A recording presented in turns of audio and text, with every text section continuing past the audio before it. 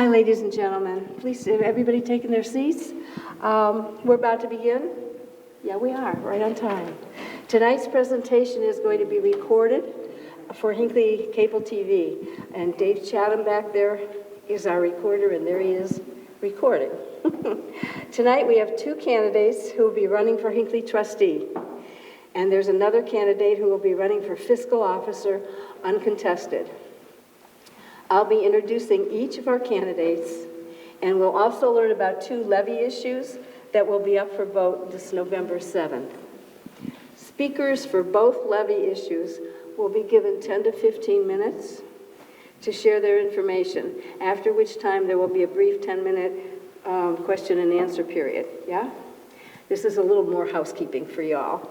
Since the candidate for fiscal officer is running unopposed, she'll have 5 minutes to present her views and a 5-minute question and answer period.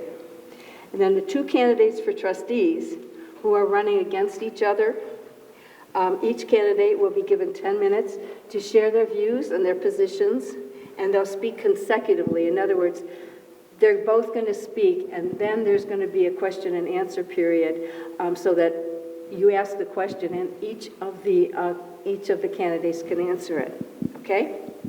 Please hold all of your questions then till after both of the candidates have spoken, okay? If you have a question that you want to ask, raise your hand, because we have a couple of people in the audience, a couple of Women's Club members. You want to stand up? With microphones. You all microphone people. There they are, see them? Aren't they cute? Yes, so they will come around, give you a microphone so that you can be heard. Questions will be limited. Please make it in the form of a question, and comments should be kept to a minimum, if at all. And the answers that the people will give you should be brief and to the point as well. If an answer is drawn out or exceeds the time limit, Ann Leo over here will wave her time is up placard to let you know that your time is up. She'll hold up the sign for you. Okay? Questions? Our first speaker is Mr. Raymond Schulte. Ray is a Hinckley trustee who's been serving since 2006, and he's lived in the community with his wife Emma for the past 20 years. He also serves on the Medina County Planning Commission, the Medina County Township Association Board, and he's vice president for the Medina County Advisory Board for Older Adults. He's here tonight to speak about issue 11. It's a Medina County Human Services Levy. Okay, so please welcome Mr. Ray Schulte.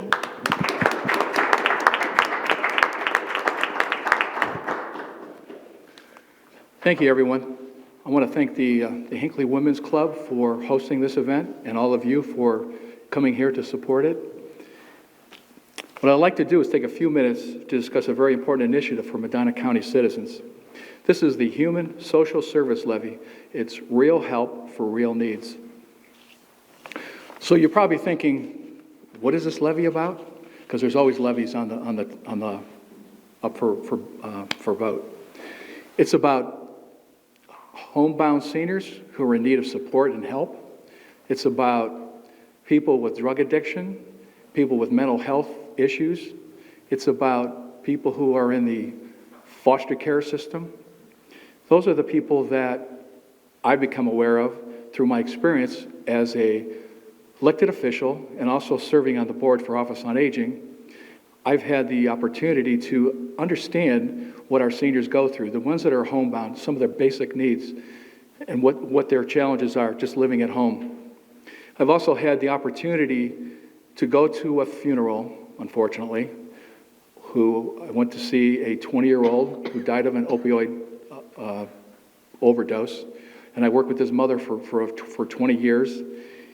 And as I walked into the Wadsworth Funeral Home and I saw a grieving mother with her son laid out in an open casket, I can only think just how terrible and what an impact this opioid crisis is and how it affected this family.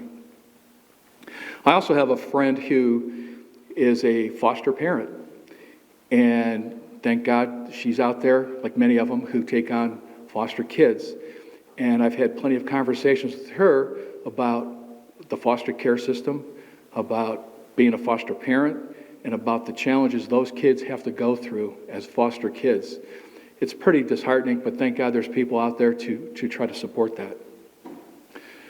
So every year, thousands of Medina County residents, including children, the elderly, and those with drug addictions, rely on support from the 3 county agencies I'm talking about: the Job and Family Services, Office on Older Adults, and the ADAM Board, which stands for Alcohol, Drug Addiction, and Mental Health.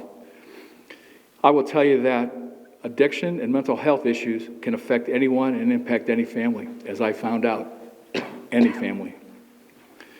The ADAM Board works on the front lines of the opioid crisis, offering support and crisis intervention for those battling addiction and mental health troubles. Job and Family Services investigates over 200 adult referrals per year, and certainly being in this position, I've gotten those calls from seniors who are in trouble and what we could do to help them, as they maybe were laying in bed for days and nobody was there to rescue them. That's the kind of things that I get calls on, and make sure that somebody goes out there and takes care of them. What I found interesting is the Office on Older Adults provides 38,000 home-delivered meals and arranges for 8,000 transportation rides. So what does that mean for Hinckley? 1,329 get home-based meals from Hinckley, our seniors do, and they get 364 rides in Hinckley. So as you can see, Medina County is huge for that.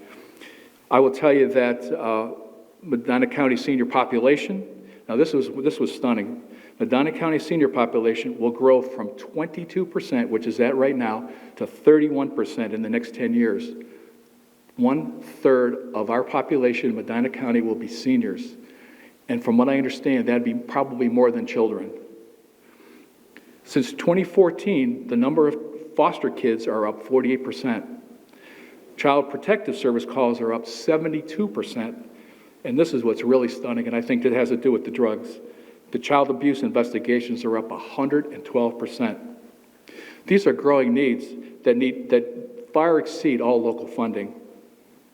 For its size and population, Medina County is the only county in the state without any local funding to take on these challenges. The voters of Medina County are being asked to pass a 1 mil levy at a minimal cost of $3 per $100,000 home value. These funds will maintain current services and expand meal programs for the elderly homebound and improve senior transportation options. The levy will add Job and Family Service caseworkers to keep pace with the elderly case management, the adult protective services, and child protective services, and of course, the foster care program. The additional funding also will improve the crisis suicide prevention, the recovery housing, and peer support group programs. And just so you know, the Hope Recovery House, which is a place on Huntington, just north of the Medina Square, they did an outstanding job for kids to go with drug addiction, with mental health issues, and go there and just have a social area where they can be productive and without any outside influences on them. It's an outstanding place. I had a real opportunity to be there. And most importantly, the levy will provide $5 million that will be split between the 3 agencies. $2.5 million going to Job and Family Services, $1.5 going to the ADAM Board, and $1 million going to the Office on Aging. That's in a 5-year period. Without this levy, these 3 agencies will be faced with putting children and seniors in crisis mode and onto waiting lists, and or possibly turning them away and losing ground to the unbelievable opioid crisis. So I'm asking you, on November 5th, or when you vote soon, which you can do, please, I'm asking you, please consider supporting Issue 11, the Human Social Service Levy. Thank you for your time.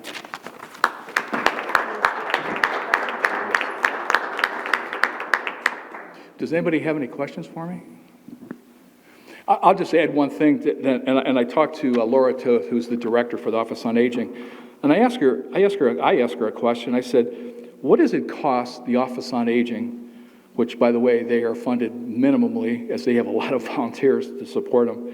How much is these transportation, what does it cost them? Cost them $13.11 per trip. That's pretty amazing. And think about 38,000 trips. That's a lot of money. And also, I asked them, so what are the meals? What does the meals cost? $15.40. That's the ones that they make them and they deliver it. So I thought that was stunning. They also, for anybody who's a senior in here, they actually do congregate meals both in Medina at the Job and Family Services building, or they have it in Brunswick at the Rec Center. So any senior who wants to have a congregate meal, which they're outstanding, by the way, you can go to the Brunswick Rec Center for people from Brunswick. So just a couple FYIs in case you're interested. Yes? I'm pretty loud. We're just wondering, where does the funding come from now without this levy? Yes. They come, believe it or not, they come from grants. The commissioners fund some of the money for the Office on Aging, a minimal amount of money. They get grants from the Western Reserve Aging Board, I think it's called, Council. They do fundraisers. I mean, it's pretty tight. Job and Family Services, they get their money from grants. They actually apply for grants and to fund them, yes. But if anybody knows about grants, you only get X amount, and your need potentially is way more. And in Medina County, as Medina County is a growing, as we all know, it's a growing community, you find that comes these kinds of situations, and that these are growing in a big manner. So with the aging seniors and with the opioid crisis, which creates a lot of other things which goes with that. So that's a good question, though. Yes, thank you. Okay, thank you for your time.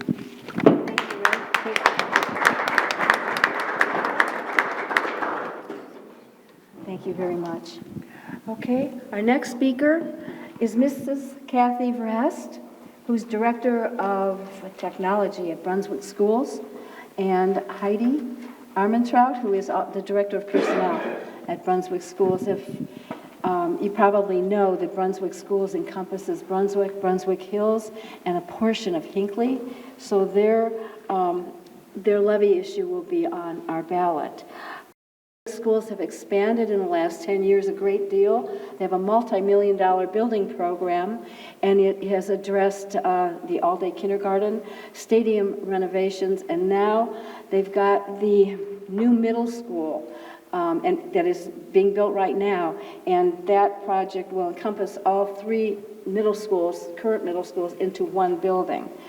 On November 7th, Brunswick City Schools will have issue 8 on the ballot. And that's a new operating levy for the Brunswick City Schools. It'll help maintain the current operations of the district. And please welcome Mrs. Kathy Vrest to tell you all about it.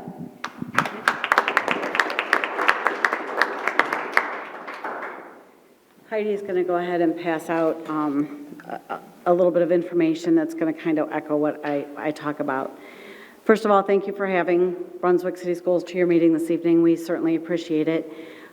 Mr. Mayle was supposed to be here, who is the superintendent of the district, but unfortunately he was unable to make it. And recently he retired and has rehired in Brunswick. And because I was the interim superintendent for those 2 months, he felt that in his absence I should come and speak with you tonight. So that's why I'm here, because it's a little odd for the Director of Technology to be giving you this kind of information. So I've given this presentation before, and if you have any questions at the end, please do not hesitate to ask. We do have issue 8 on the ballot, and it is new money. It is called an emergency operating levy because we are asking for $6.1 million, which will be about 5.5 mils.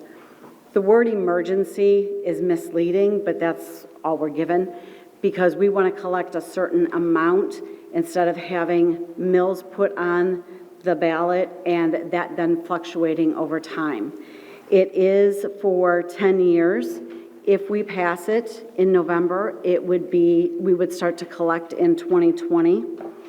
The money that we collect is strictly for operating expenses. The last time Brunswick passed a levy was in 2006. And so we have not had new money on the ballot since 2006. We have done our very best to take the money that we have been given and make it stretch as much as we possibly can. I think that that record speaks for itself, but also we have done some things. We did go on the ballot once, and that levy was not successful, and immediately following that, state funding changed, and much to our surprise, it changed to our benefit. So to be fiscally responsible, we said we are not going to come back to the taxpayers. We think we can make it with how the budget has and how funding has changed. So that's why we have not had new money since 2006. So that we can provide services at the cheapest rate possible. That's how we purchase our buses, that's how we purchase our health care, that's how we do many of our, I've never presented from my phone before, so I apologize. That's how we do many of our consortium purchasing so that it's passed on to the stakeholders and the public. It directly benefits the students. Brunswick is unique. I have been in another district, and I have to say that one of the notes on this presentation is that people look to Brunswick, to what we are doing, just like I'm sure people look to Highland for what you are doing in Highland as well, that we want to be the forerunners. We want to make sure that kids have what they need. We are one-to-one. We provide students with as many opportunities as we possibly can. We have embarked upon what we heard earlier, the social emotional learning of students. We have put a lot of the new funding that has come into the district into mental health for students. So we have tons of extracurricular activities that the students can participate in. We take what we get and we put it right back to the students, and we're really, really proud of that. Our budget is about $70 million, so you can see that this $6.1 million is a very small portion of the budget, and that's to make up the rising costs of that 22%. We have approximately 80 school buses. We have over 800 employees, and we are the largest employer in Brunswick, and we have over 7,000 students. We have 11 buildings. Soon we're going to have less than that. Which is very exciting, and I will talk a little bit about that in a moment. But the state of Ohio has really tied our hands when it comes to funding. We only can spend certain money on certain things. So operating money we can spend on operations of the district. When we passed a levy in 2017, that was for the middle school building only. We cannot spend that money for anything other than that middle school. And if you've ever, if you're ever headed, I guess that would be north on Pearl Road from here, the building is it's amazing. They are moving right along and on time. They are on budget, which we've worked really, really hard at as well. And it is really exciting. It is an amazing opportunity for our students. But again, that levy that was passed in 2017 is only for that middle school. One of the questions was, I thought by having a new building, you were going to save money. And that is true, but we've already taken the savings of having one energy efficient building that doesn't need a new roof, that doesn't need concrete fixed in the parking lot, all of those things that it takes to maintain a building. We've taken all that into account. So that is a savings to us, but we've already taken that into account. We still need this new money. One of the other questions was sales tax money. We all know Medina County has a wonderful gift of sales tax money, and we use that sales tax money for capital improvements, as we should, and for instructional technology. Our district is 1-to-1, and so we cannot use any of that money from sales tax for operating expenses. Another question is, I keep hearing the property values in our district are going up. Shouldn't that mean that the district is collecting more revenue? Yes, that is true. We all got our recent property values sent to us, and our property values have increased. However, because of House Bill 920 that was passed in 1976, I believe, what that states is when the levy is passed, we get a certain amount of money.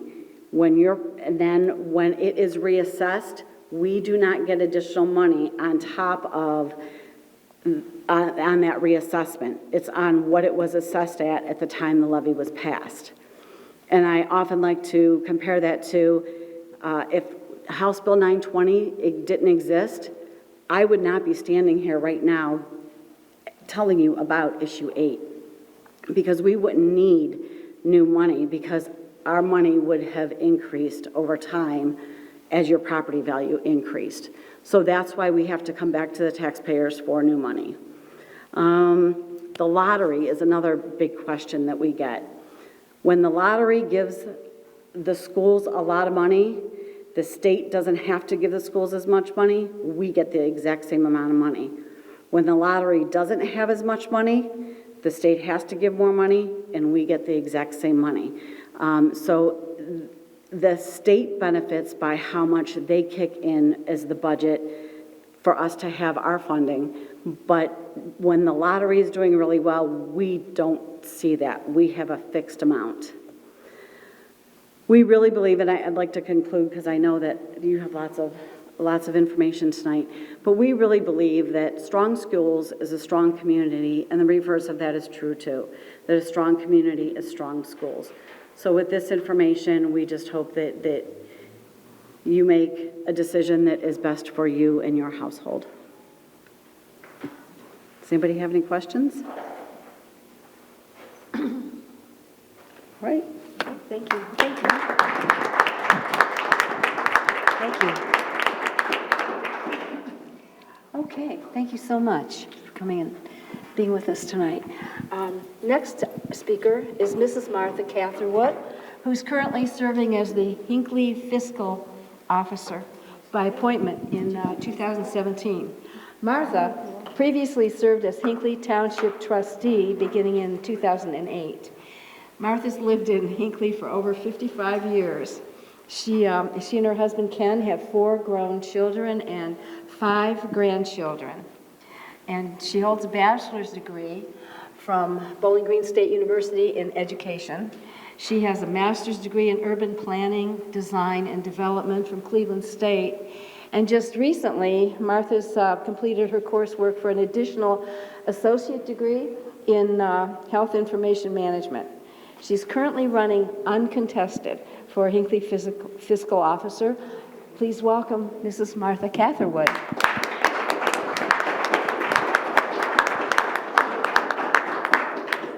Good evening, everyone. I'd like to thank the Women's Club for hosting this event. And since Heather just did my whole story about me, I'm not going to talk about me at all.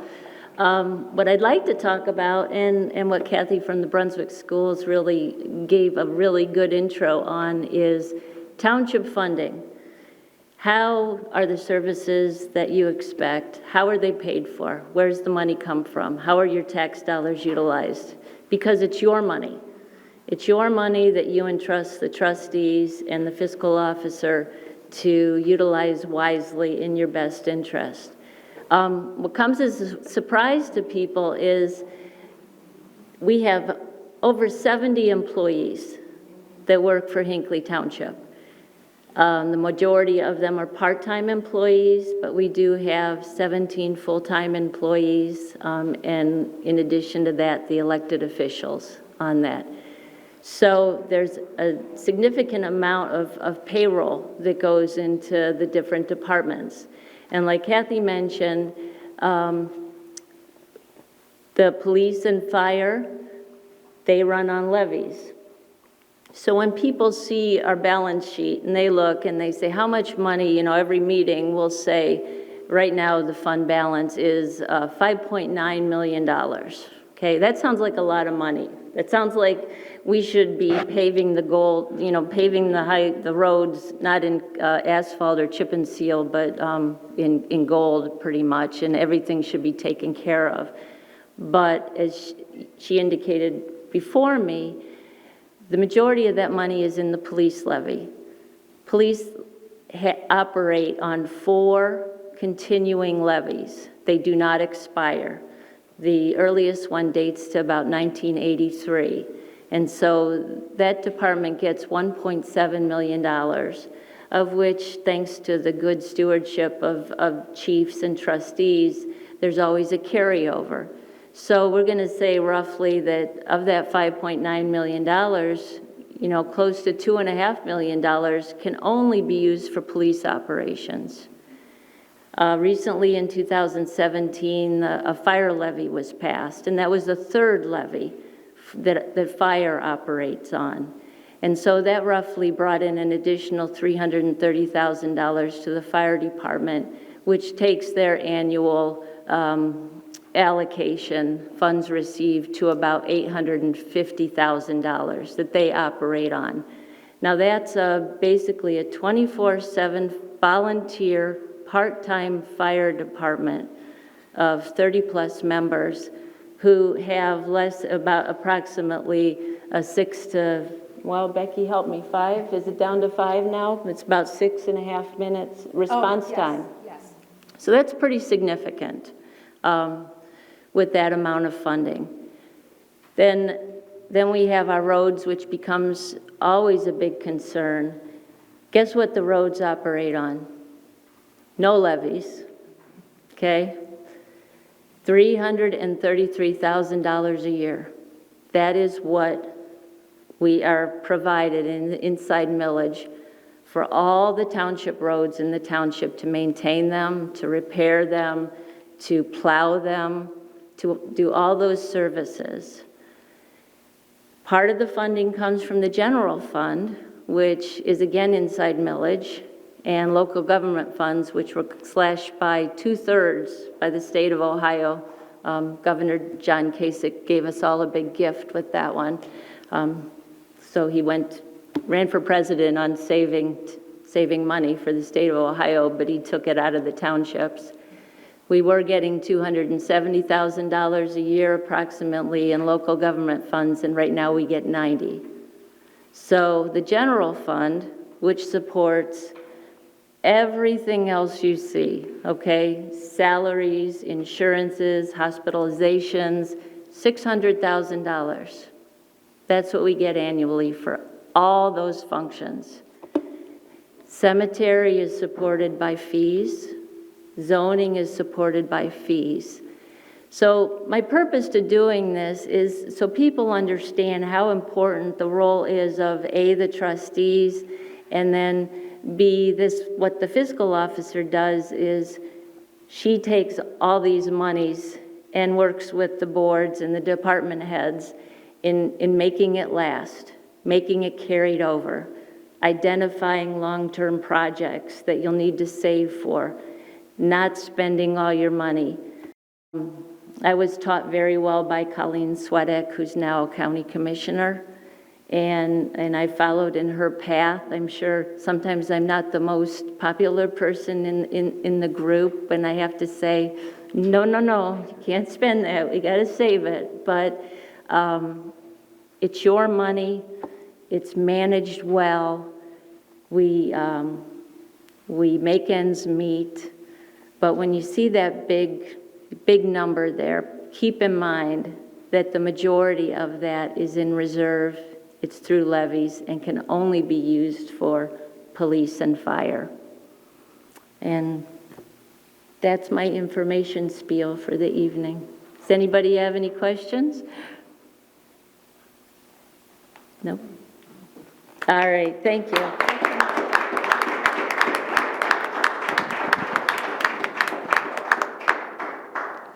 Thank you, Martha. We appreciate your expertise here. So our next speaker, Mrs. Melissa Augustine, who's running for the position of Hinckley Township Trustee. Melissa's lived in Hinckley with her husband Jeff and their family of 6 for 16 years. Melissa has served as executive director for nonprofit organizations, managing and coordinating national and international projects for over a decade. She is a historical foundation of service, cooperation, and communication, volunteering at Hinckley Elementary for over 10 years. At Hinckley Elementary, she had the honor to serve as PTO president and also as PTO vice president, where she received the 2016 Volunteer of the Year Award. Melissa was previously appointed as Hinckley Township trustee in 2017, where she spearheaded many initiatives during her term. Please welcome Mrs. Melissa Augustine. Thank you so much. My name is Melissa Augustine. Thank you for the introduction, Heather. I'd like to take a moment to thank the Hinckley Women's Club for putting this event together this evening and to all the citizens that came out. Thank you. As an executive director for a nonprofit organization for almost 14 years, I have coordinated continuing education programs for physicians both nationally and internationally.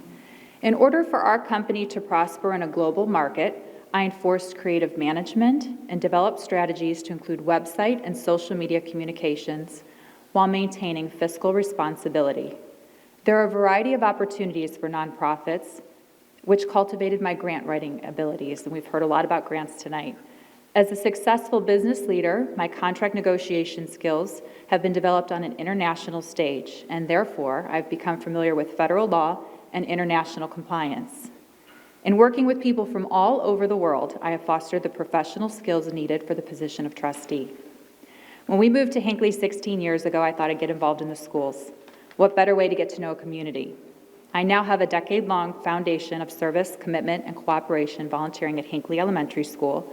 Using my expertise of nonprofits, I did serve as PTO president, PTO vice president of fundraising, and was honored to receive the Volunteer of the Year Award in 2016. Some of my efforts include fundraising for and rebuilding the playground, renovating the school courtyard, initiating Community Shred Day, which still happens all these years later, raising funds for Chromebook computers, introducing Sign Up Genius, and creating Facebook pages for Hinckley Elementary and Highland Middle School. Needless to say, I did ask them for a personal parking spot. I was there a lot. Personally, I dedicate time with veterans and volunteer laying wreaths at Western Reserve Cemetery every December. I have coached Girls on the Run at Hinckley Elementary and contributed to Hinckley food banks. Other charities include Walking to End ALS and aiding the American Cancer Society. The position of Hinckley Township trustee is not new to me. I was appointed to the position and took actually Martha Catherwood's spot on February 6, 2017, and served the community for the remainder of the year. I was chosen from a pool of 34 candidates that included my opponent. At that time, trustee Dave Sambor said he recognized my leadership skills and fresh perspective for the township. He said that I had a history of working with a diverse group of people and backgrounds and a history to bring people together, and that I seem like someone who is collaborative in their discussions, but at the same time will stand up for what is right in a respectful way to achieve the end goal. During my term, I spearheaded initiatives that had been neglected. I negotiated the contract for township trash. Now, let me be clear. This was specifically for our township parks, service department, and administration building, and saved taxpayers hundreds of dollars a month. I obtained a donation of 4 automated external defibrillators for Hinckley Police and Fire, updated and secured township computers, systems, and networks, installed new signage for Hinckley administration and police buildings, reduced liability by creating park regulations, signage, and new forms for rental, identified new routes for water into Hinckley, and coordinated with scouts to clear Bonger's Walking Trail and plan the community garden renovation, which was finished by Mr. Burns. Thank you for finishing that.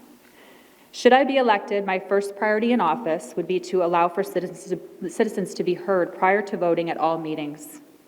Secondly, our system of cable television and marquee outside of the Hinckley Historical Society are antiquated systems for communication. My goal would be to create an e-newsletter that would produce consistent communication with Hinckley citizens. Next, I would utilize my business finance experience to decipher investment goals and determine if some of the township's $2.6 million in pooled investments could potentially be utilized for road repair.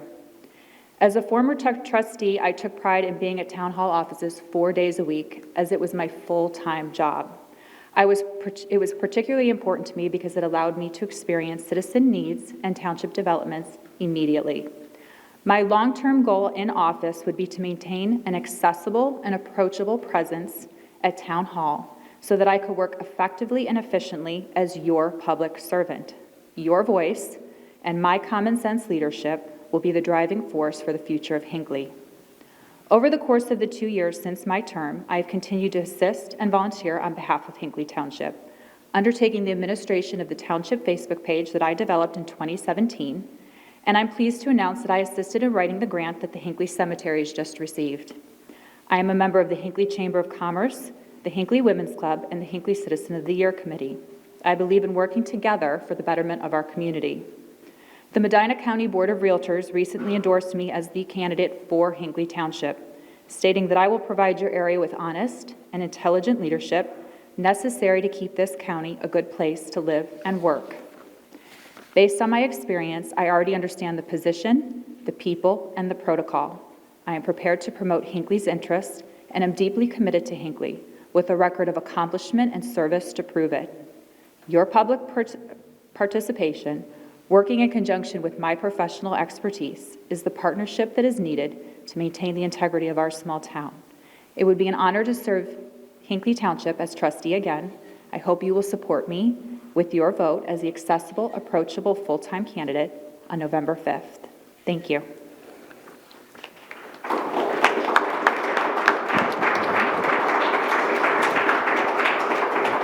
Thank you. Thank you so much. Okay. If you have questions, and I hope you do, save them. And when both of the candidates have spoken, then your question can be addressed by both candidates. How lucky is that? Next is candidate Mrs. Becky Chatham Lutzko, who is currently serving as Hinckley Township trustee and board chairperson, as well as the liaison for both the police department and the fire department. She's filling the existing trustee seat for the remainder of its 2-year period.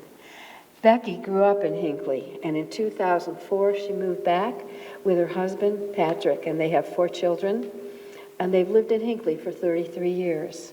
Becky obtained her undergraduate degree in economics and international relations from Boston University, graduating magna cum laude. Becky then attended Georgetown University Law Center, where she obtained her law degree with honors. Becky participated in several public service initiatives at Georgetown, and she then clerked for the Honorable Alice Batchelder on the United States Court of Appeals in the 6th Circuit. Becky practiced law for 7 years as a private law firm of Baker and Hostetler, and then joined the U.S. Attorney's Office for Northern District, Ohio in 2005, where she works as a federal prosecutor. Please welcome Mrs. Becky Chatham. Let's go.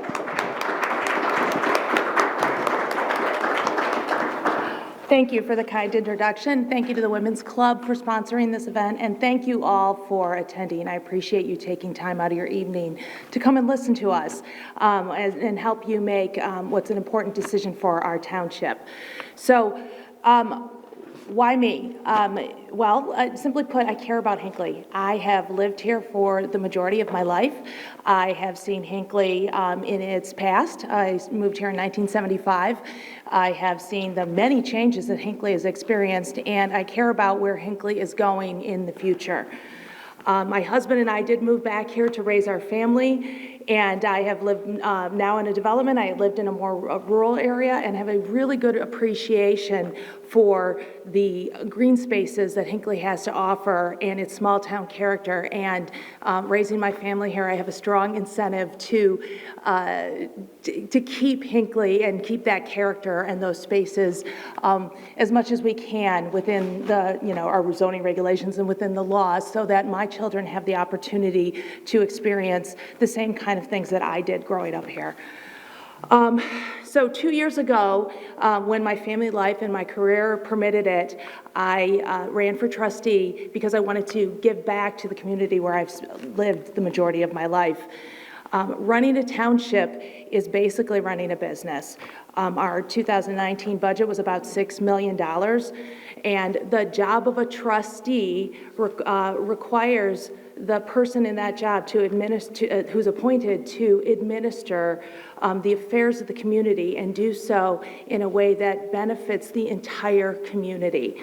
The duties in particular involve maintaining our township roads, maintaining police and fire protections, maintaining our cemeteries, establishing and operating our parks and recreation, regulating zoning, and also providing for waste disposal services, as well as hiring and employing individuals to work for the township. Those are all duties that are set out in Chapter 5 of the Ohio Revised Code, and those are all duties that my experience, both my work experience, 20-plus years as a practicing attorney, as well as just my general experiences growing up here, and the last 2 years serving as a trustee, make me the best candidate to carry out all of those various duties and juggle all those balls that we have to juggle.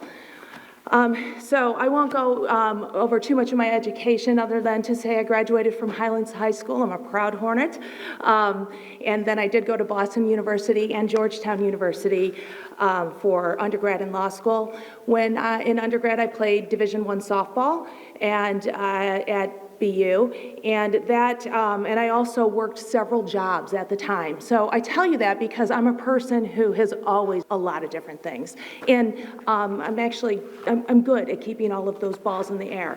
Also, being part of a Division I team really taught me about teamwork, and I've had to. I've developed those teams work and team building kind of skills, and I've used that as a trustee here to develop very strong working relationships, not only with my current co-board members, but also with the fiscal officer, with our service department heads, and with our administrative officer, who is the glue that, if you don't know Suzanne Peterlin, she's the glue that keeps us all together.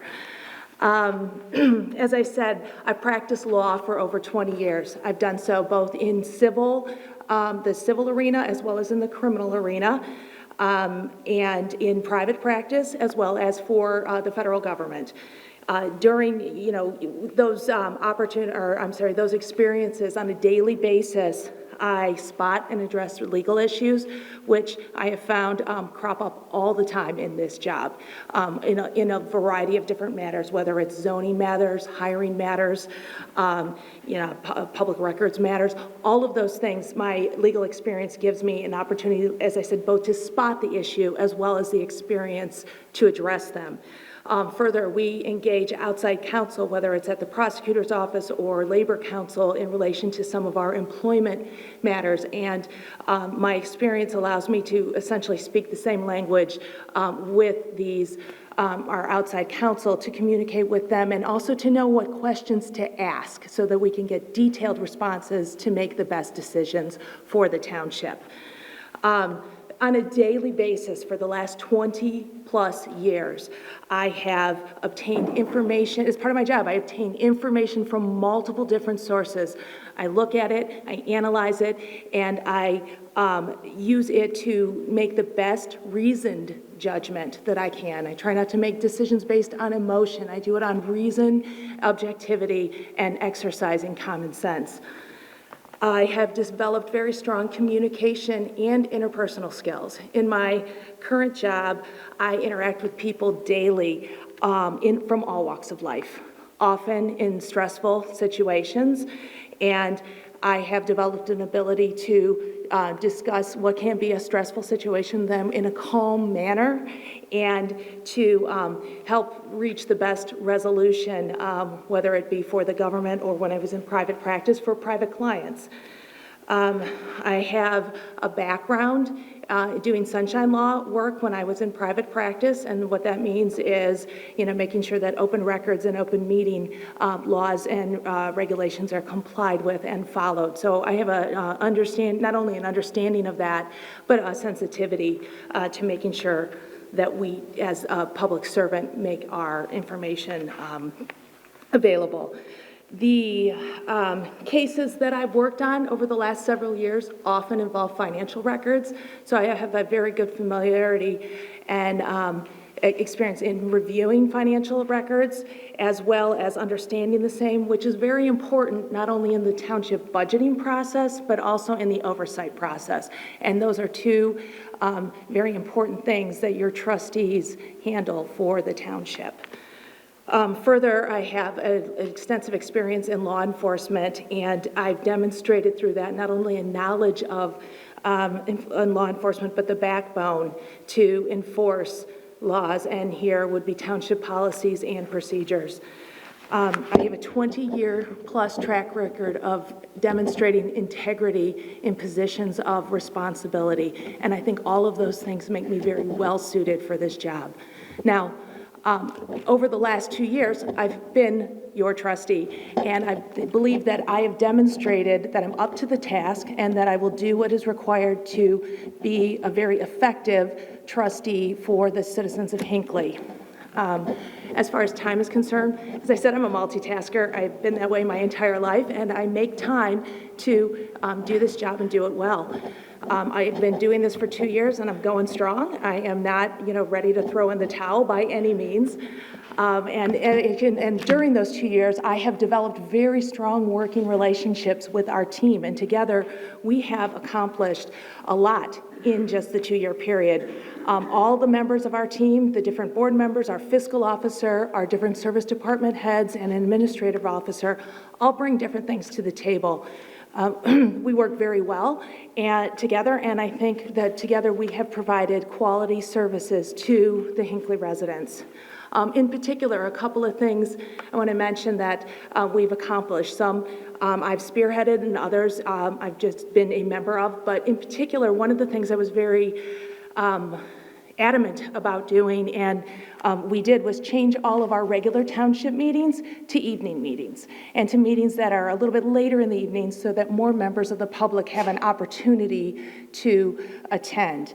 I think that's very important to give, rather than a meeting that's in the middle of the day when people are at work, a meeting in the evening is something that more people can participate in.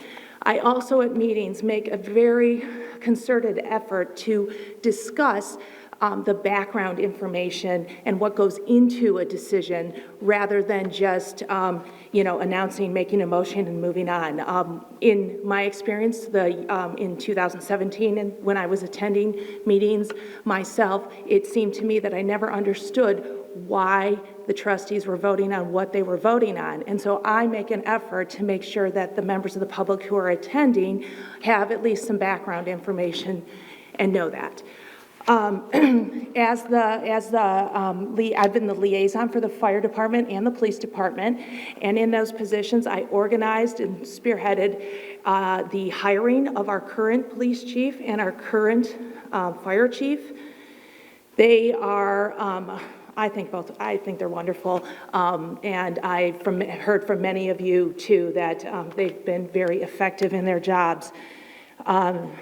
I regularly consult with them on issues, whether it relates to just daily management, to spending, to emergency spending, which comes up all too frequently, to policies, and I engage in discussions with them and provide advice. In addition, I worked very closely with our fiscal officer and with our fire chief to implement 24/7 fire and EMS staffing. That is something that has, I think, produced a great benefit to our citizens, and as Martha Catherwood mentioned, we have reduced our response time significantly, particularly in the evening hours. I've also worked with our police department to increase the number of patrolmen, and now we have our first woman in a long time, a patrol officer, but to increase the number of patrol officers that are on our streets, particularly in the nighttime shift. I have also worked with our fire chief and our police chief to increase and improve our radio communications.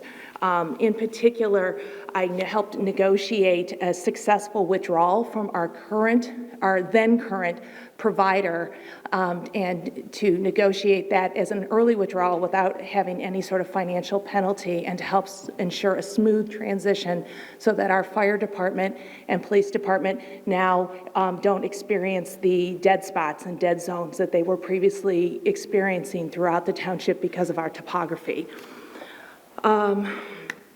I also worked with the fire department on their purchase of the new ambulance and then installation of the power lift stretchers to reduce Bureau of Workers' Compensation claims from our department, and also played an active role in hiring our current service manager.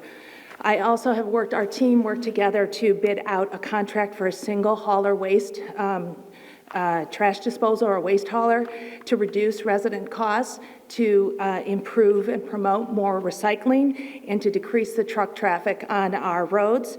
Working currently on implementing that same that contract and bringing it to fruition. I've also, as a member of our team, we have worked with our zoning commission in order to improve regulations and to enforce the current zoning resolution to the benefit of the township. In particular, I'll note that we enforce the zoning code as written to deny requests for exceptions to create a senior housing development up on the western end of the town.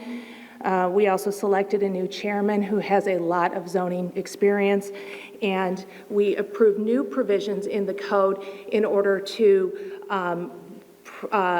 tighten up restrictions on conservation developments so that some of the loopholes that had been taken advantage of are now closed, and further to promote and involve the installation of energy-friendly solar and other energy-friendly energy options, but solar panels and energy options without, but also balancing that with neighbors' interests so that we can both promote alternative energy, but also recognize the possible implications on other neighborhoods depending on, or neighbors depending on the particular neighborhood. I've played a very active role in negotiating our police union contract. That is currently, we have a tentative agreement right now that we're hoping to enter into at our next meeting, and also was involved in negotiating the previous contract. And finally, I'd note that our team together, we have completed about $1.6 million of road improvements over the last 2 years. Those are on Warner Road, Stony Hill, King and Parker Road, Brookside, Bethany Lane, Valley Brook, and David Drive, Lori Lane, Galilee Oval. So all, and I believe if I didn't say Stony Hill, so all over the township. Finally, I would note that in addition to, doing the duties of the trustee, the required things, I volunteer regularly at different events that are sponsored by our township, whether it's Buzzard Day, Touch a Truck, Shop with a Cop, and get my hands dirty and spend a lot of time, whether it's selling food, a lot of cleaning up, flipping pancakes over a hot griddle. I think I drank 10 bottles of water that day. I'm someone who gets the job done. I'm someone who gets involved, and will do my best for this community. So I think if you base both on my education and my experience and my demonstrated abilities and work as a trustee, that I'm your best candidate, and I would ask to earn your vote this fall. Thank you. Thank you. Thank you, Becky. What questions do you have? Raise your hand if you've got a question. Okay, we got a question, got a couple of questions, got more questions. Okay. You want to take this microphone, and you want to come back up here to this one, so when they ask a question, you can both answer it, and I don't know if you want to fight for who's going first or what. Alternate, it doesn't matter. We'll just wing it. Okay. With regard to the single hauling trash, I was wondering if you were a part of it, and obviously you were also involved, not directly, but were you both satisfied with the process that was followed? And if not, what changes would you recommend? Do you mind if I answer, just because I want to clarify, I wasn't involved with a single trash hauler. As I watched the process, yes, I was involved in being at all the meetings with you and other citizens.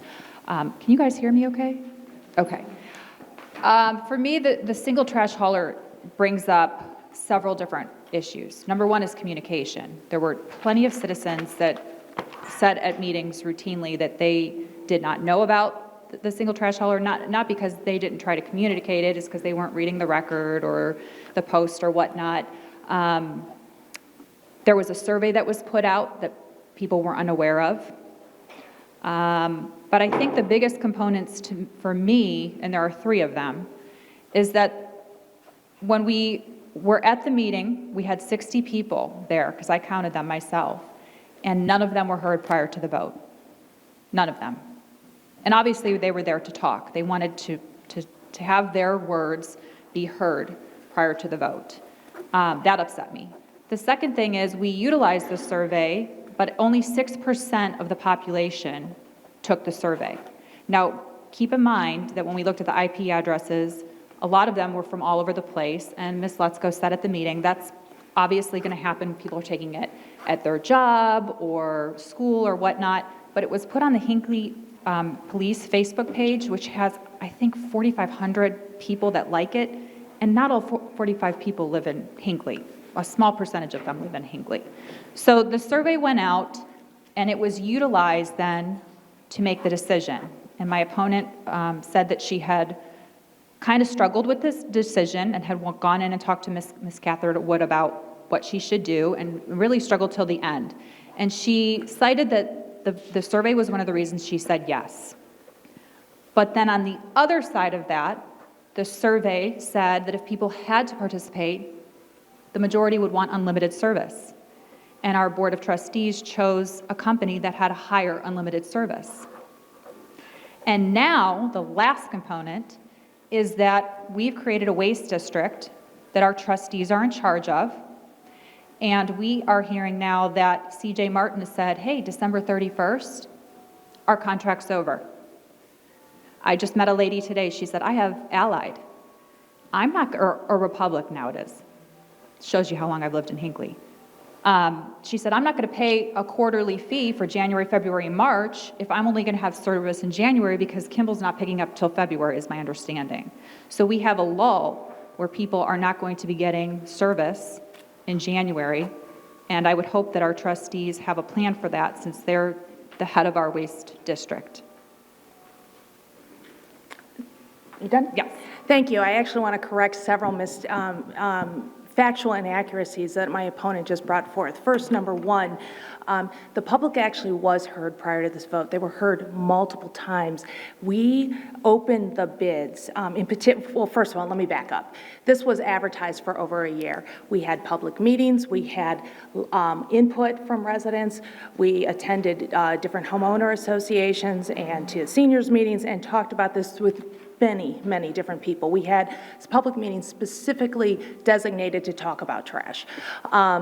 We also, though, in particular, once we get to the August timeframe, which is what I think my opponent is referring That's to, exactly and when the she meeting. first showed up to any meetings at all at the township. I was reading. The first one was, if I could. No, but I Thank mean, if you. you're going to say something about me, I expect me to respond. I would ask. I was reading about the process. I didn't have to be there, but go ahead. Are you done? Thank you. So it's not accurate to say that, because on August 6th is when we open the bids, on August 12th is then when we discuss the bids, and then on August 20th is when we first voted on the bids and what to do with that. At the August 6th meeting, we had many residents there, and every single one of them was given an opportunity to talk, well before we ever entered a decision. August 12th, we had a number of residents there as well, and every single one of them was given an opportunity to talk. So not only did we hear information from individuals outside of the meeting process, but at those meetings themselves, person after person after person got the opportunity to stand up and voice their opinion. And we not only just listened to the opinions, but responded and engaged in a back and forth with the many residents about the different pros and cons of the system. So it's just not accurate to say that none of the residents were heard beforehand. It's all right, I won't repeat myself, but it's not accurate.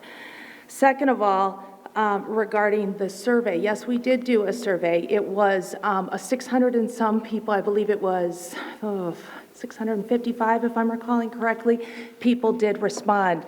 And that is not necessary, whether you say that's 6% of the township, I don't think that's right, because we have roughly 3,000 households. Some of those were from the same households, some of those, according to IP addresses, some of them were from, varied. So, but nonetheless, it's a significant number of people who responded. And I personally made the effort of going through my email contacts. Every single email that I had received from a person that I knew to be a Hinckley resident, whether it had anything to do with garbage at all or nothing to do with garbage, but certainly pros and cons. And I sent that survey to all of those people, knowing that we were going to get negative responses, positive responses, and really wanting to see what people had to say. So that was a concerted effort that we made, as well as then asking our police department, who then did put that out on their Facebook page, to blast that essentially to the community, as well as publicizing it on the marquee and on the website. So again, we did make significant efforts to get responses, and then looked at those responses as a result to consider and factor into ultimately what we wanted to do with this. It wasn't the sole decision maker from my perspective, but it absolutely was a component of it.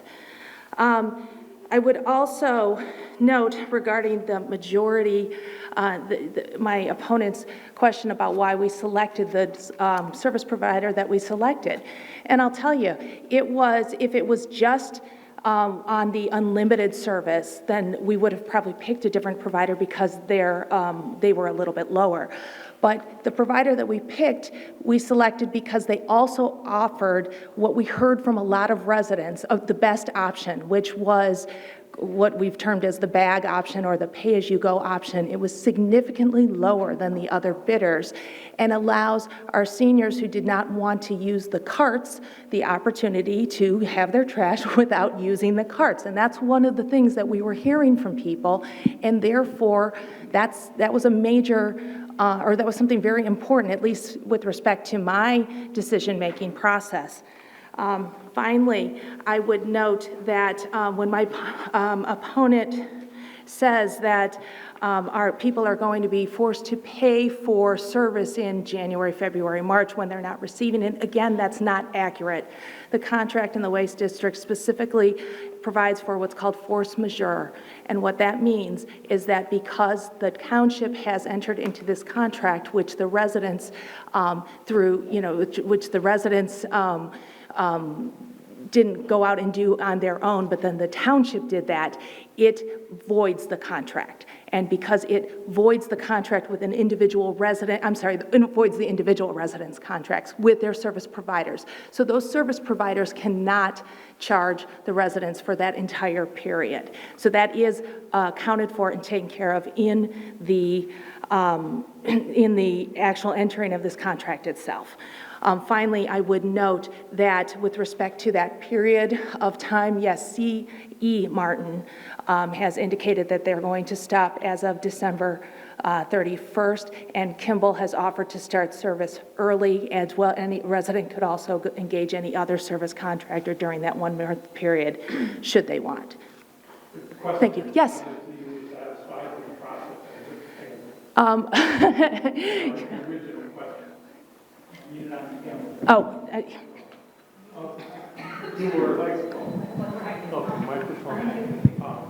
Again, then you were satisfied with the process as it was handled? I think, yes, I would say overall, yes. Could we have improved the process? I think in any given situation, of course, improvements could be made. Has this been a learning experience? Absolutely. But overall, yes. The issue is that you're taxing people without asking them about it. So is that a question? No, it's just an Or a observation. comment? It was just an observation. So if in a similar set of circumstances, we could expect the same kind of transparency and the same kind of feedback early on in the process. Once the bids were done and the specs were written, everything we had to say was done because, those concepts were already drawn up. And once the public got wind of what was going on, consequently, then the involvement of the public and, Sir, Okay, I believe enough. that I'm my one shot at the timekeeper. The time is up for this issue, okay? If you have any other questions on other issues, we'd be happy to take them. Okay, I have kind of like a three-part question. This is really important because of the times that we're in. I thank God that we're actually having this meeting here at the church. I also want to thank both of you ladies because you've done an awful lot for the community. So I want to say thank you first of all because I know it takes away from your family, it takes away from your own free time. So you're putting a lot of yourself into our community. So I want to thank both of you for that. Thank you. Okay. This might sound strange, but I would like to ask you first, and then you. Do you know the Pledge of Allegiance? Absolutely. Can you please recite it? I pledge allegiance to the flag of the United States of America and to the republic for which it stands, one nation, under God, indivisible, with liberty and justice for all. And would you mind saying that first as well? A flag in the room? No, but this is important. It's important to my question. Allegiance to the flag of the United States of America and to the republic for which it stands, one nation, under God, indivisible, with liberty and justice for all. Okay. My next question is, what is the difference between liberty and justice for you? What is the difference between liberty and justice? I'm sorry, not liberty and justice. Liberty and freedom. Liberty and freedom, excuse me. This is important. It might seem strange, but it's important. In what context? In our government and your job as a trustee. Well, I think liberties are, well, it is. I want to give it a little bit of thought, but I mean, freedoms are things that you are able to do and opportunities that you are able to have. Sometimes freedoms are fought for, like our service members fight to give our country or to enforce the freedoms, I guess, or to maintain the freedoms that we have in our country, whether it's freedom of speech, freedom of your opinion, freedom of religion. Those are all freedoms that I think are very important. Liberties are related to freedom, but they're, I would say liberties are more more in relation with the government. All I can think of is give me liberty or give me death. I think that we have inalienable rights as human beings that we are granted upon birth, and those are our liberties and our freedoms. They're almost one and the same. But obviously, as Ms. Letzko said, our freedoms are something that are fought for every single day by our soldiers all over the world. And I think that it's a fine line between liberty and freedom. One of the reasons why... Okay. One of the reasons why I asked this is because our liberties are being taken from us. The difference between freedom and liberty, we can have just all-out freedom would mean you have the freedom to do good and do bad. You could lie, you could steal, you could cheat, you could murder. If we have unfettered freedom, we've got a problem. That's where liberty, where we have a moral and just laws that guide our freedom, okay? In particular, we have had Pandora's box opened up when we had basically, and I hope I don't offend anybody, but Obamacare, where it was, we were set, well, hold on, just a minute. When we had basically our freedom taken away when it comes to I don't know about any of you, but my insurance is a whole lot higher.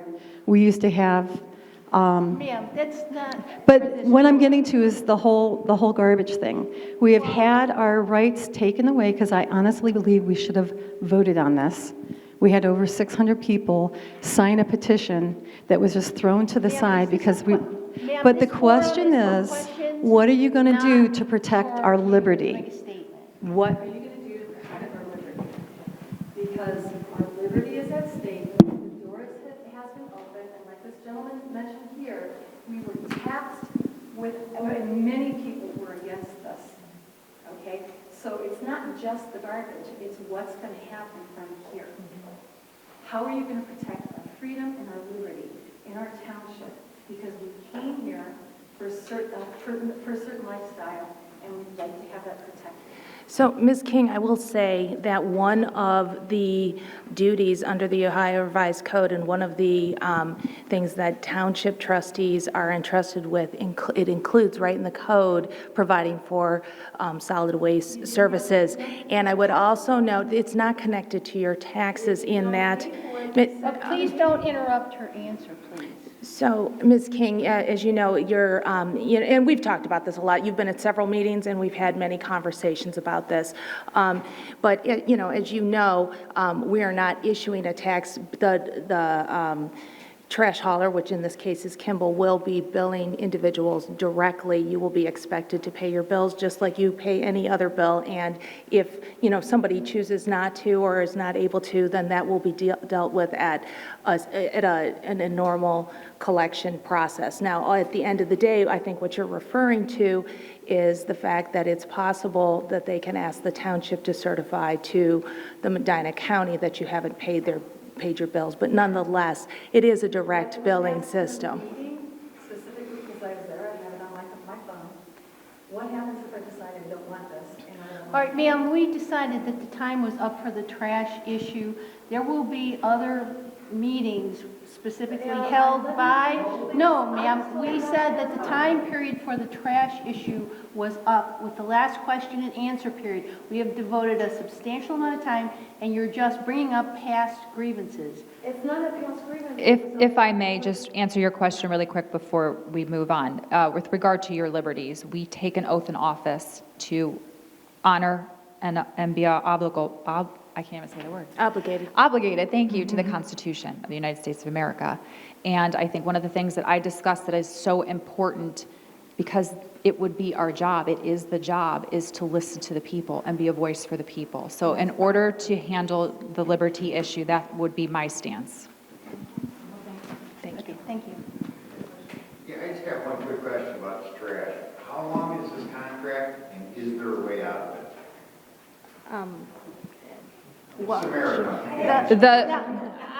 What part of the time is up for that? Yeah, I know, but no, this forum was for many different issues, and This is one issue. We only put No. 5 minutes towards that issue? because she no, talks so long? we gave 20 minutes.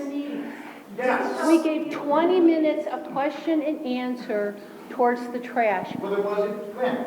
Well, Here? yes, tonight. It was 20 minutes. There were 20 minutes devoted. On their part. What No, about our part? on the questions that were asked. I'm sorry Well, that did it she took a answer this long one time. question? How long is this contract? Okay, you can 5 ask years. one question just in terms of the contract, How and long is the then contract, that and we is are there a way shutting out? down the issue of the trash. Is there a way out of this contract? It's a 5-year-long contract, and if the performance is subpar, then we would have the ability to exit it. Thank you. You're welcome.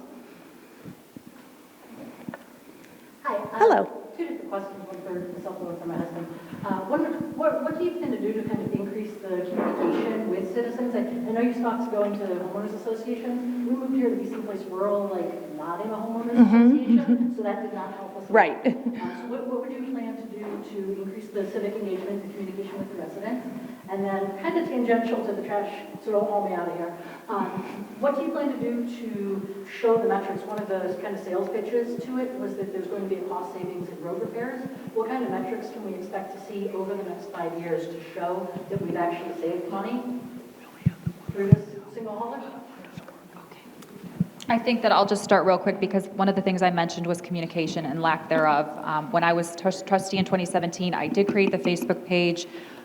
We had found out that people were hitting the website, but they were hitting it by accident, unfortunately, the majority of them. So we weren't getting as much people on the website itself. It is a great foundation for us to communicate. So we opened the Facebook page, but I would like to start an e-newsletter. I think a lot of communities do that, and it's a great way to reach into your home while you're sitting at your phone or your computer and just give you a little blurb of information as to keep you updated with what's the happenings are here in town. The second question, I'm going to revert to Ms. Let's Go.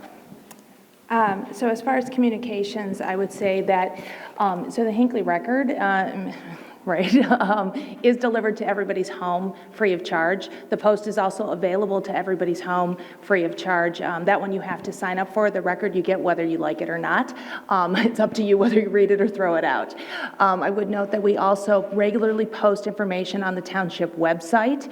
That information is updated on a periodic basis, but certainly quite frequently by Suzanne Peterlin. It includes all the current events. We post on the website the township agenda as well as the meeting, so you can see not only what's coming up and what's planned to be discussed, but also what happened if you weren't able to go to that meeting. And we regularly approve our meeting minutes virtually always at the very next meeting. On a rare occasion, there might be a delay, but you can keep apprised that way.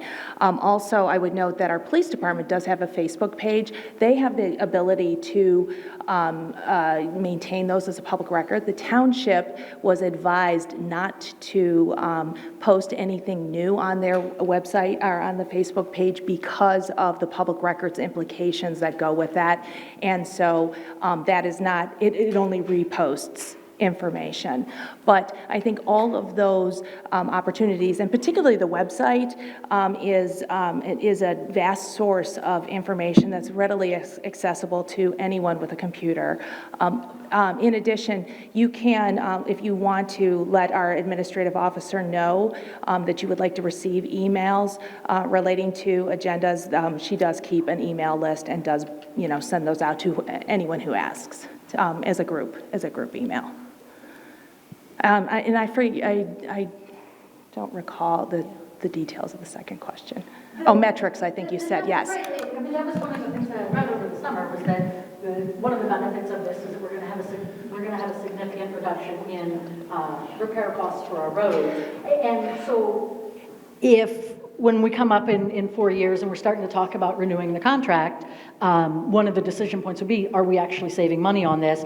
I think a lot of people that object to it, if you said, well, we gave you back that $5 on your registration because we're saving so much money on roads, you're saving money here, there, it might change people's opinion a little bit. But if you come up in 4 years and I'm still having to pay, this extra registration fee that's supposed to be going for road repairs, and you're asking for more money for road repairs, and I didn't get to choose not to have rubbish service and recycle things. I think as far as the metrics are concerned, I don't think our taxpayers want us to do an expensive study on, what a particular road, I guess what the replacement costs. Part of that is just common sense. The less trucks that you have that weigh 40,000 pounds on individual concrete township roads and individual paved concrete roads, the less amount of stress you put on those roads and the less repair you have to do. I don't think we have plans to do an expensive study in order to justify what to me is common sense. That was a point, though, at one of the meetings that they were going to quantify that in some way. That was not. It seems pretty easy to me. You just keep track of how many trucks go on the road versus how many you would have had on the road, how many times those roads are repaired. You do the math and you're full.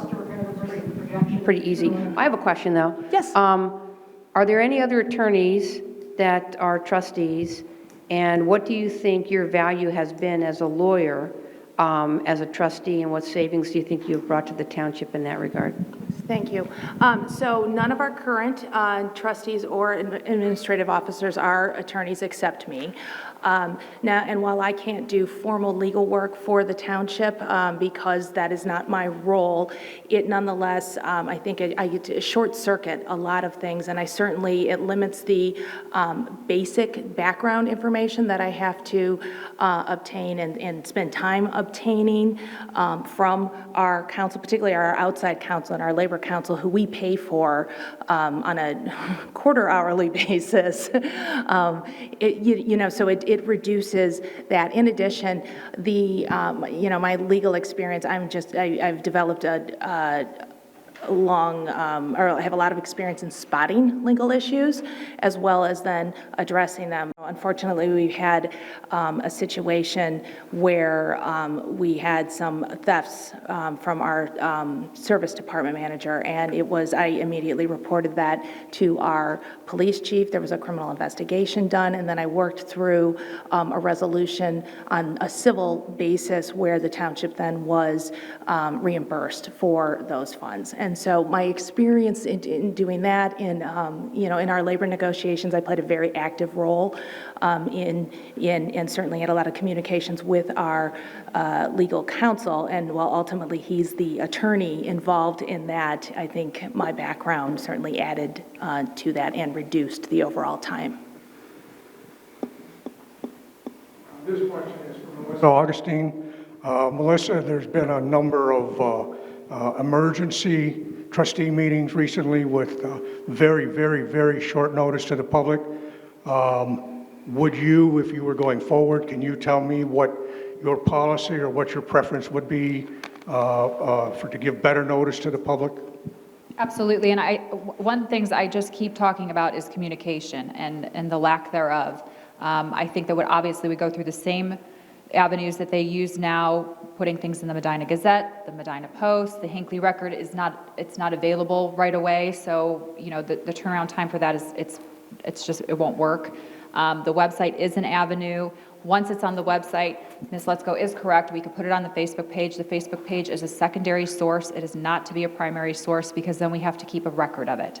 But I would like to start incorporating, again, that e-communication. I think it's really important for us to have emails and a source that we can keep going into, like MailChimp, for instance, is a great avenue. It keeps all your contacts, all your emails, and then if something like that comes up, boom, you sent the email and you put it in the paper, you've got all your bases covered, and if someone wants to attend, they have the ability. Thank you. Okay, we have time for maybe one more question. Okay. Hi, I'm new to Hinckley. We also moved here because we did not want to be in an association type of neighborhood. We wanted the rural environment and did not want to have someone telling us what kind of mailbox and what kind of shrubs and the grass has to be so high and all of those things. This is my first meeting. And I'm hearing a lot of things that I guess cause me a little concern on communication within the community. I guess I'm wondering for something moving forward, I suppose, since this is sounds like it's already been decided upon, how do we get things on a ballot? Like when somebody's going to require me to do a certain thing and pay for it if I don't do it that way, what determines what goes on a ballot for residents to vote on? Because 600 responses doesn't sound like that many for, I think you've mentioned 3,000. So my thought is that's a very small group of people making the decision for a whole area. So communication, certainly, I love the idea that that would be improved, but what determines what makes it to a ballot for everyone to have the opportunity to have a say? Because this meeting is fantastic. I love that they're going on because we can voice things face to face. But if you only have a small percentage of people that know about the meeting or come to the meeting, a ballot is really the traditional way that we all get that opportunity to have our say. So how do we get those things on the ballot so that small minority doesn't make it? And you said a lot of people, a lot of residents let you know what the best provider was. What does quantify a lot? If only 600 people responded to the survey, who are the people that decided that that was the best value? those residents. So All right, ma'am, is your question about the garbage collection or about how to get something on the ballot? I'm hearing about, If you and that's wanna the issue ask that was decided, but my question is, when you're using numbers to quantify a lot in number of residents, and we're talking about communication right now, how do we get things on a ballot so that everybody has a say? Well, Because moving forward, I think I would like to have a chance to vote on something. Those are two separate questions. Okay, if you could answer both questions, that'd be great. The first question is, the Secretary of State determines what goes on a ballot, including the one that we're going to be on November 5th. So the Secretary of State determines that. And I think that Ms. Lutzko made it clear at one of the meetings that this could not have been put on the ballot according to the Secretary of State's protocols. Just like the petition that was put out could not be utilized because of the verbiage within it. The verbiage municipality was not accurate to the township. So we have no say. No, well. your say is through the trustee. Well, and actually, so by moving to, moving to a township, part of moving to a township as opposed to a municipality or a village or another form of government is that townships are very limited forms of government. Our authorities come directly from the state and from the state legislature. It tells us what we can do and what we can't do. And in particular, there are very, very few things that can go on a ballot in a township. A levy is one that goes on a ballot, but an issue for an advisory opinion is not something that we are, the Board of Elections, the state, Secretary of State would even put on a ballot. And this is my first meeting, so I don't know what was discussed at previous meetings. Oh, absolutely. But, yes, but that's why. Thank you for coming out and welcome to Hinckley. Well, are there any other questions? Can I make a comment? I'm a fairly new resident to Hinckley. I've only been here 2 years, and I've seen the trustees go through 3 or 4 big issues this year, and I thought believe me, I know I got my opinion in, and several other people got the opinion in on zoning issues, the solar, and I understand the trash. And, you know, there are a lot of us who are really happy with the trash decision. So I really think that, and, you know, I'm retired, so I do read the Hinckley Record, but I pay attention and I come to meetings as I've been able to. And I think there's I've had a lot of opportunity to have my say. This concludes our evening, and we promise to end by 8:30. We hope that you'll be taking with you some information that you'll be using to help you make those decisions on November 5th. Thank you all for coming.